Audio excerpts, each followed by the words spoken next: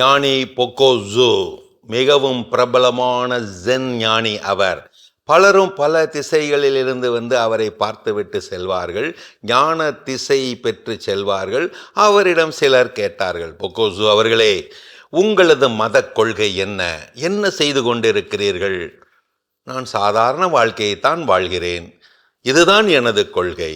பசி எடுத்தால் சாப்பிடுவது, தூக்கம் வந்தால் தூங்குவது, அவ்வளவுதான். எவ்வளவு பெரிய ஞானி நீர்! இவ்வளவு சர்வசாதாரணமாக சொல்லுகிறீரே, எதையும் மறைக்கிறீரா? உண்மை இவ்வளவுதானா? அப்படி என்றால் உங்கள் செயல்களில் தனித்தன்மை எதுவும் இல்லையா? ஆமாம் ஆமாம், அதுதான் உண்மை. என் செயலில் எந்த தனித்தன்மையும் இருக்காது, இருக்கவும் கூடாது. அதுதான் முக்கியம். அதுதான் எனது தனித்துவம். பசி எடுத்தால் புசிப்பது, தூக்கம் வந்தால் தூங்குவது. இதைத்தான் எல்லோரும் செய்கிறார்களே குருவே, நாங்களும் செய்கிறோமே. கேட்டுவிட்டு உறக்கச் சிரித்த ஞானி பொக்கோசு மேலும் விளக்கலானார்.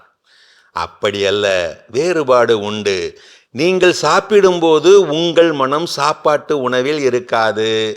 அலையும் அலைபாயும், எதையோ பேசிக்கொண்டு நினைத்து கொண்டு கனவு கண்டுகொண்டு அலைபாயும், அலையலையாய் பாயும், அலையலையாய் அலையும்.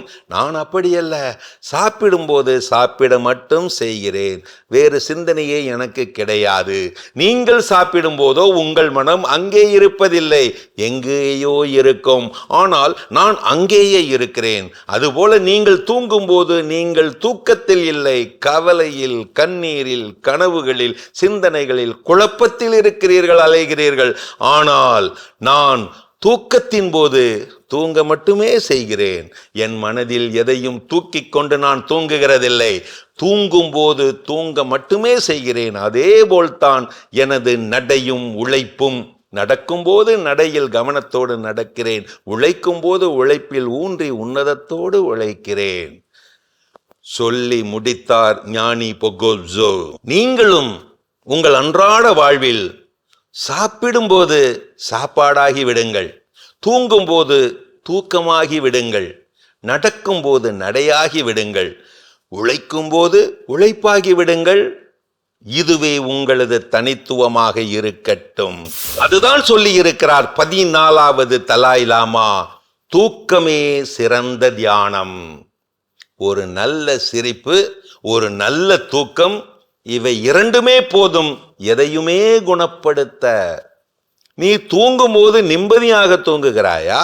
எழும்போது மகிழ்ச்சியோடு எழுகிறாயா? ஆமாவா? அப்படி என்றால் நீங்கள் தான் உலக மகா செல்வந்தர்.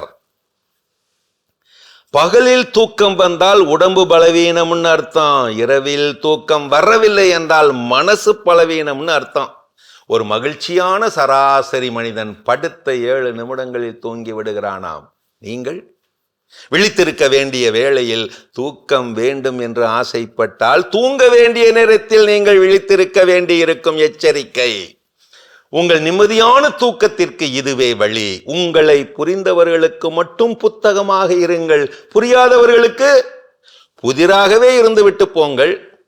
ஜென் சரித்திரத்தை திருப்பி பார்த்தா அது கத்து கொடுக்கறது ஒன்னே ஒண்ணுதாங்க. நாம நல்லா வாழணும்னா நேரா நேரத்துக்கு சாப்பிடணும், நேரா நேரத்துக்கு தூங்கணும், அவ்வளவுதான். நினைவில் கொள்ளுங்கள் நட்பே, ஒரு தூங்குபவரை எழுப்புவதற்காக 2 முறை பொழுது விடுகிறதில்லை.